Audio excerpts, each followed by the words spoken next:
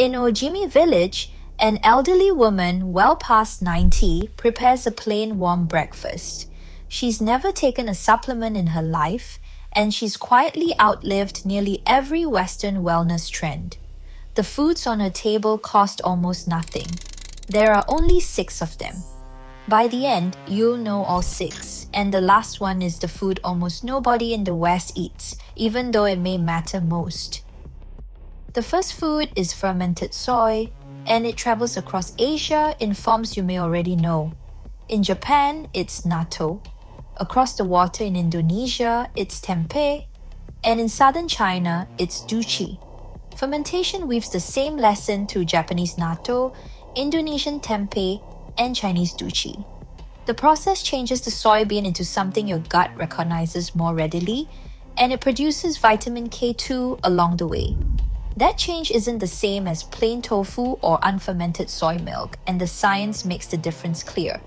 Traditional cooks understood this long before the modern supplement aisle tried to sell it back as a capsule. A 2020 study published in the BMJ tracked more than 90,000 Japanese adults over 15 years, and it found that people who ate more fermented soy showed lower all-cause mortality. Total soy intake carried no significant link. The distinction matters because the wellness industry often treats all soy as equal, and it isn't. Fermentation is what does the work, not the bean itself. If you want one simple step this week, add a spoonful of miso to your soup or try natto with rice once. It costs almost nothing, and the research behind it is stronger than most supplements on the pharmacy shelf. If you already want to know the rest, then do subscribe and stay with me. This is where we sit with the habits of Asia's longest living people, slowly, the way they deserve. The next one isn't a vegetable, and it isn't rice, and for most of these elders, this root took up more space on the plate than anything else. It's the Okinawan sweet potato. Until the 1960s, the traditional Okinawan diet drew the large majority of its calories from the single root, not from rice. Post-war dietary surveys showed that sweet potatoes were the true caloric backbone of the island, while white rice played a much smaller role than most outsiders assume. The sweet potato is low glycemic, high in fiber, and rich in anthocyanins, the same antioxidant found in blueberries, which give the purple variety its deep color. Researchers including the Wilcox Group have found this staple supports the body in ways that echo a much lower calorie diet without the hunger. You probably assumed rice anchored the Asian plate, but for these centenarians, a humble tuber, roasted or steamed and eaten daily, filled that role instead. The deep purple flesh signals the anthocyanins inside, and it's that color that hints at the antioxidant load these elders consumed without ever naming it. This week, swap one rice-based meal for a roasted sweet potato. It's cheap, it's filling, and it carries more fiber than most greens on your shelf. Now the ocean gave them something that let them use almost no salt at all. The third food is sea vegetables. Kombu, wakame, and mozuku weren't exotic imports in these kitchens. They were daily ingredients pulled from the coast, dried, and slipped into broths and salads without ceremony. Across coastal Asia, from Japan to Korea to parts of China, these foods have been treated as ordinary pantry items, not as health products or superfoods. These plants carry a dense load of minerals and iodine, and they provide natural umami that deepens flavor without extra sodium. Most people are surprised by how little salt these elders actually used, and the sea vegetables are a large part of why.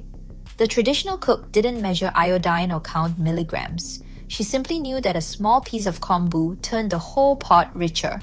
Research has shown that marine carotenoid-rich foods support metabolic health in ways that go beyond simple nutrition.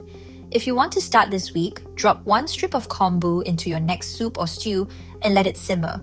It costs next to nothing, yet it changes the depth of the broth in a way that salt never does. This next one is so bitter that most people spit it out the first time. The elders eat it on purpose, and they have a reason. The fourth food is goya, or bitter melon, and it's a staple in Okinawan households. Families have eaten it for generations as part of a traditional approach to blood sugar support, and it shows up in stir-fries and soups several times a week. The modern evidence is genuinely mixed, and that honesty matters more than the overclaiming you see on many wellness channels. A 2023 systematic review and meta-analysis in Frontiers in Nutrition looked at 9 randomized trials and found no significant effect on fasting blood sugar or on the longer-term blood sugar marker overall. Some individual studies showed benefit in pre-diabetic populations, but the broad pattern remains inconclusive. This is why I don't present it as a treatment. I describe it as a food these elders ate regularly because it belonged on their table, not because it became a miracle in vegetable form. To try it this week, look for Goya at an Asian market and stir-fry it with egg and tofu. It's bitter, it's cheap, and it's honest. Now I'm curious about something. Of these foods, which one is already sitting in your kitchen right now, quietly, without you ever knowing it counted as a longevity food? Tell me below. I read the answers, and they decide what we cover next. There's a drink these families have every single morning, and it isn't tea the way you think of tea. The 5th food is turmeric, known in Okinawa as uchin, and it's consumed daily as a warm tea rather than a capsule or supplement. This drink has been part of the Okinawan morning for longer than most wellness trends have existed. The traditional reasoning is simple. Turmeric warms the body, cools inflammation, and costs almost nothing. The elders didn't measure milligrams or chase bioavailability. They simply peeled fresh turmeric, dropped it into hot water, and drank it while the morning was still quiet. Modern research on curcumin, the active compound in turmeric, has explored its role in reducing inflammation and supporting metabolic health.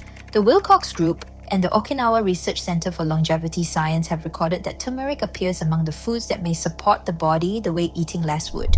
This week, brew a small amount of fresh turmeric or a quality powder into warm water and drink it plain. No sweetener is needed and no fancy preparation is required. It's golden, it's simple, and it costs less than a single pill from the pharmacy. And here's the one I promised you, the humble food the modern kitchen threw away. The 6th food is small oily fish eaten whole. Sardines and mackerel never arrived as expensive restaurant plates in Okinawa. They came as small, affordable fish cooked and eaten with the bones, the oils, and every part intact. The American Heart Association recommends eating oily fish at least 2 times per week for heart-protective omega-3 fatty acids. But the Okinawan elders went further than the guidance. You probably discard the bones. These elders kept them and they ate them quietly for decades. There's a lesson in that. The modern market pushes large, expensive fillets. The bones are soft enough to eat, and these households have been doing it this way for generations without ever calling it nutrition science. This week, buy a tin of small sardines and eat them with the bones intact. It's the cheapest protein in most grocery stores, and it may be the most complete. But no single food held the answer. The secret lay in the pattern, held quietly for a lifetime. They chose plainness over luxury, plants and ferments over processed protein, and small amounts eaten consistently for decades, alongside the habit of stopping before full. In Okinawa, they call it Hara, Hachi, Bu, eating to about 80% of your capacity, and the Okinawa Centenarians study has confirmed that this practice runs through the oldest generations on the island. It isn't a rule written on a chart. It's a feeling passed down through families, a gentle break applied to every meal. The Western model does something very different. It isolates one nutrient, puts it in a capsule, and sells it back to you at a markup. Then it moves to the next nutrient and the next, always chasing what the traditional table already held in balance. Today's kitchen throws away fish bones, buys protein powder, and imports berries from across the world, while the answer sits in a local market for a few dollars. These elders didn't buy supplements, count macros, or switch diets every January. Instead, they ran the whole quiet system, eating the same humble table every morning, slowly, outlasting nearly every trend that came after them. The pattern doesn't ask for perfection, it asks for patience, and that's the harder thing to sell. If this felt worth your time, then subscribe and stay a while. There are many more of these quiet lessons to come, and the next one is already being prepared. And if you want to know the morning routine of Asia's oldest billionaires, watch this video next.